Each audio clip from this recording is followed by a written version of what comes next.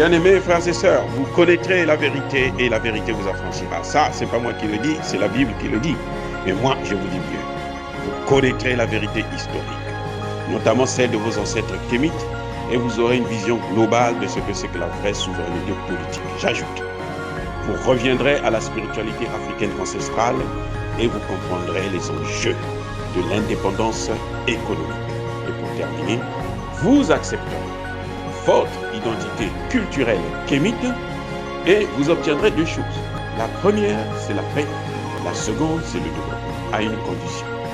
L'unité de toute l'Afrique noire, l'unité de tous les Noirs du monde entier. Otep à tous. Bienvenue sur la chaîne des panafricanistes, par essence, par conviction et par excellence. Celle des citoyens kémites par nécessité et obligation de combat. Nous sommes une chaîne qui n'est guidée que par nos ancêtres et rien que par les ancêtres qui appartiennent à l'égrégore du monde noir. Par conséquent, nous ne croyons en aucun Dieu venu de l'étranger.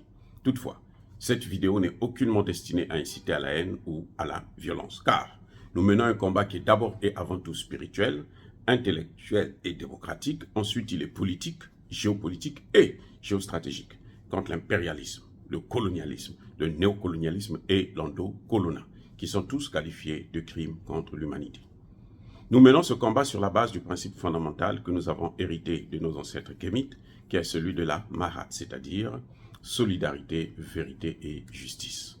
Vous êtes donc en droit de connaître la vérité et nous avons l'obligation de vous dire la vérité, rien que la vérité, afin que justice soit rendue au continent africain. Et ça, c'est notre modeste contribution dans cette noble lutte en faveur de la souveraineté, la dignité, la solidarité et l'unité africaine. C'est exactement ça que nous appelons le panafricanisme. Bien-aimés frères et sœurs, nous revenons sur l'arrestation illégale, brutale, musclée du panafricaniste Nestor Podassi. Il y a un problème que je n'ai pas compris. Je vous ai dit hier que, en fait, ce n'est pas Nestor Podassi qui est visé, mais en fait, on cherche, on veut atteindre, on veut affaiblir le président Ibrahim Traoré. C'est à lui de prendre ses responsabilités. Moi, je veux m'inquiéter sur ces magistrats qui n'ont pas compris que Nestor Podassi n'est qu'un bouc émissaire. Il faut se poser la question, attendez, combien, même s'il aurait dit que nous allons agresser les Français, ok. Comment on va arrêter des gens sur la base d'une parole alors que rien ne s'est fait? Combien de Français ont été agressés? N'y a-t-il plus de Français à Bobo-Dioulasso? Mais s'il n'y a pas de Français à Bobo-Dioulasso, c'est que vous vous souvenez que cet ambassadeur-là même, Luc Salade Malade, avait bien demandé à ses ressortissants de quitter certaines villes parce qu'il voulait attaquer justement ces villes. C'est l'une des raisons aussi qui a fait qu'il puisse être expulsé. Depuis quand un ambassadeur expulsé d'un territoire pour collision avec des groupes terroristes a des droits dans ce pays-là? Depuis quand? S'ils pensent que les Français sont menacés au Burkina Faso, ben, il n'a qu'à les rappeler. Aussi simple que ça. Oui. Les Burkinabés ne peuvent pas agresser les Français, sachant que eux, il y a des Burkinabés qui vivent aussi en France. Mais quand il y a des Français qui commettent des gaffes, puisque malheureusement les Français qu'ils envoient, pour la plupart, ceux qui travaillent dans des ONG et tout, qui sont noirs ou qui sont blancs, ce sont des gens qui travaillent pour détruire nos pays à travers les ONG et autres. Et pourquoi ce magistrat n'a-t-il pas convoqué toute la jeunesse? Parce que Nestor Podassi, là, ce n'est pas lui qui prend les décisions. Ce sont des décisions collectives. Lui s'exprime seulement. Il est le représentant. C'est tout. Il dit ce qu'ils ont tous décidé ensemble. Donc, ils auraient pu incarcérer toute la jeunesse burkinabé pour faire plaisir à Luc Alade. Parce que ce Luc Alade, salade malade, il serait mieux content si toute la jeunesse burkinabé se taise. Parce que ce sont eux qui ont fait pression sur le gouvernement. Ce sont eux qui ont compris qu'ils ne doivent plus être dominés. L'impérialisme s'arrête avec eux, pas avec la génération précédente, c'est-à-dire notre génération. L'impérialisme, ça s'arrête avec eux. Ils ont dit, nous, on n'en veut plus, c'est fini. Et c'est aux Français de comprendre. D'arrêter d'envoyer comme ambassadeur en Afrique la poubelle, la racaille, des voyous, des gens qui n'ont rien de diplomates, qui sont nommés gouverneurs dans nos pays. C'est ça en fait. Nous avons des gouverneurs, nous n'avons pas des ambassadeurs. Donc, si ces magistrats auraient dû commencer par contester la décision du gouvernement d'expulser Luc Alade, ça allait être le procureur là, il serait alors, c'est dit que la France allait l'inviter, on allait lui acheter une maison, on allait lui donner de l'argent et tout, avec ce commandant là. Si j'étais Ibrahim Traoré, les deux là, le chef de la gendarmerie là, celui qui a procédé à l'arrestation là, et le procureur là, je les envoyais dans des régions qui sont occupées, dans des villes qui sont occupées, qu'ils aillent montrer leurs muscles là-bas. Parce que c'est là-bas où on a besoin d'eux.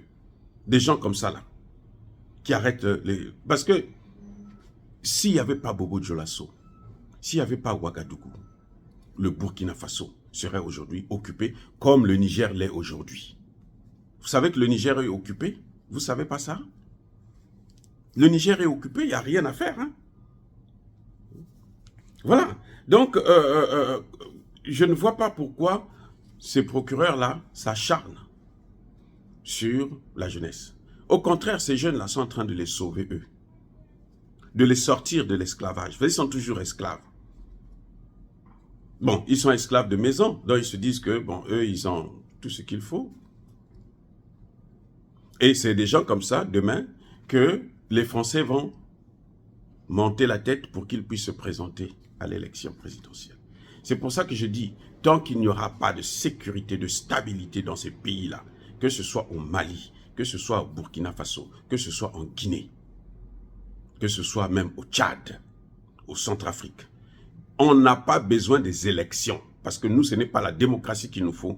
Nous, c'est la paix qu'il nous faut. Nous, c'est le contrôle de nos ressources naturelles qu'il nous faut. Nous, ce sont des hommes sérieux qu'il nous faut à la tête de nos États. Ce n'est pas la démocratie. On le voit. Regardez comment ils ont élu Tshisekedi par toutes les magouilles du monde. Et puis, il est en train de livrer le Congo démocratique aux Occidentaux. Parce que ce n'est pas le Rwanda. Hein. Derrière le Rwanda, là, ce sont les Occidentaux. Eh oui. Voilà, donc, ces magistrats, ce procureur, n'a qu'à réfléchir. Quand Emmanuel Macron est venu insulter le président Kaboré, là, à l'université de Ouagadougou, il était où ce putain de magistrat? Il était où? Il était où? Quand Emmanuel Macron nous insulte que nous ne réfléchissons pas, c'est la Russie qui réfléchit à notre place. C'est la Russie qui nous manipule. Lui, il est où? Pourquoi on ne l'entend pas parler? Pourquoi il ne prend pas son commandant, il demande à son commandant d'arrêter Emmanuel Macron? Pourquoi ne porte-t-il pas plainte contre Emmanuel Macron? Depuis le Ouagadougou, il peut le faire. Hein? Ou depuis Bobo Dioulasso, il peut le faire. Pourquoi il ne porte pas plainte? Pourquoi il s'acharne à des jeunes qui ont fait avancer le pays? Aujourd'hui, depuis que Ibrahim Traoré est là, petit à petit, le calme est en train de revenir dans le pays. Il n'y a plus de dégâts comme ça se passait avant. Ce n'est pas fini, mais nous sommes encore au commencement. Alors que les Français étaient là depuis 60 ans. Le Burkina Faso n'a pas d'armée. Ils ont formé que des mercenaires, que des brigands, des voyous. C'est maintenant que le Burkina Faso commence à avoir une armée. C'est maintenant que le Mali a une armée. C'est maintenant qu'au Centrafrique, il y a une armée. Mais avant, ce n'était pas une armée. Ils n'étaient pas équipés, ils ne connaissaient rien, seulement arrêter les populations locales. C'est tout. Ça suffit avec ce comportement. Notre génération, nous devons maintenant comprendre que c'est terminé. Et personne ne peut arrêter la jeunesse africaine face à la montée du panafricanisme. Personne. Vous pouvez les arrêter un à un là. Vous n'allez pas arrêter ce mouvement. Parce qu'il y a quelque chose de spirituel à l'intérieur même de ce mouvement. Si ce magistrat est vraiment compétent, il n'a qu'à demander le retour de Luc Alade. Pourquoi Luc Alade n'est pas venu lui-même à Bobo Dioulasso pour porter plainte? Pourquoi il ne fait pas personne interposée? Il n'a qu'à revenir pour porter plainte. C'est un homme aigri. Vous savez, Luc Alade ne croit pas, jusqu'à présent il n'a pas encore réalisé que c'est fini le colonialisme, l'impérialisme français là c'est fini. Ils se sont comportés, comme je l'ai dit tout à l'heure, comme des gouverneurs en Afrique. Ils ne savaient pas qu'un jour, on pouvait les neutraliser. On a encore un autre là qui est en train de jouer au cinéma, là au Niger, Sylvain Ité. Vous allez voir, quand on va le virer, il va chercher à arrêter des jeunes universitaires. C'est comme ça. En passant par des magistrats, des procureurs corrompus, qui ne connaissent même pas. C'est un dossier qui ne devait même pas être instruit. Il n'y a aucune instruction à faire sur ce dossier. Qu'ils nous montrent les victimes. Il y a combien de Français? Mais ils sont là en masse en Afrique. S'ils n'avaient pas d'intérêt, vous croyez qu'ils allaient continuer à rester là? Nous, quand on vient dans leur pays, là, si on voit que ça ne marche pas, tu repars chez toi. Tu changes de pays. C'est comme ça que ça se passe. S'ils n'ont jamais voyagé en aventure dans ces pays-là, eh ben, moi, je vous apprends que c'est comme ça que ça se passe. Vous voyez que ça ne marche pas en France, vous allez en Italie, vous allez en Belgique, vous venez aux États-Unis, vous allez au Canada. C'est comme ça. Donc, si les Français sont toujours là, c'est parce que leurs intérêts sont garantis. Et leurs intérêts sont garantis par qui? Par des gens comme vous. C'est à ces procureurs-là de prendre leurs responsabilités. Si on veut qu'on respecte nos pays et qu'on se fasse respecter, nous devrons apprendre à arrêter de se faire manipuler. Luc Alade ne supporte pas qu'il soit viré, qu'il soit maintenant au chômage. C'est pas sûr qu'on ne peut pas envoyer un voyou comme ça, une racaille comme ça, là, dans un pays comme les États-Unis ou le Canada. C'est pas possible. Je dis c'est pas possible. Même pas en Allemagne. Comme ambassadeur, c'est pas possible. Parce qu'il ne vaut rien. Il ne connaît même pas la diplomatie. Ça, c'est cette racaille-là. Ces gens, ces brutes-là, on les envoie toujours en Afrique. Parce qu'ils savent que non, là-bas, nous avons une position dominante. Nous sommes les patrons, nous les avons pris en esclavage, les avons colonisés, donc on peut faire de ce qu'on veut. C'est pour ça qu'on envoie des voyous comme ça venir nous dominer dans nos propres pays. Et maintenant, il y a des gouvernements qui commencent à dire « stop, enough is enough ». On arrête ça maintenant. La récréation est terminée.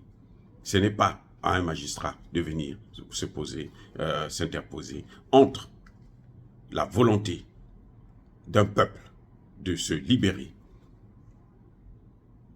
et d'un colon qui ne veut pas mourir. C'est pas moi qui ai écrit ce livre intitulé « L'Empire qui ne veut pas mourir », en parlant bien entendu de la France et de la France-Afrique. Ils veulent continuer le même système de domination et ils ne veulent pas arrêter. Et on est obligé de les amener de force, comme ça est en train de se passer au Mali, comme ça est en train de se passer au Centrafrique, comme ça est en train de se passer maintenant au Burkina Faso. Dire cela, c'est inciter à la haine ou à la violence? Non. Encore une fois, Yaba Kolerve, Yamalembe. Soyez bénis, abondamment bénis, par le Dieu des Kémites et par nos ancêtres angélisés. J'ai dit que tous ceux qui maltraitent, déstabilisent les pays africains, le pillent, qu'ils soient noirs ou qu'ils soient blancs, qu'ils soient maudits, punis, foudroyés, neutralisés par le Dieu des Kémites et par nos ancêtres angélisés. J'ai dit.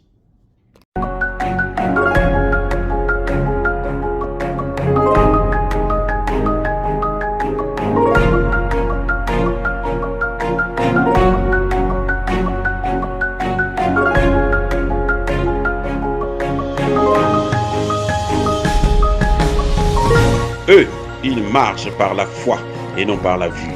Mais moi, je vous conseille vivement de marcher par la connaissance scientifique et historique, notamment celle de nos ancêtres kémites, par les cinq sens et par l'intelligence. À vous, à Pierre.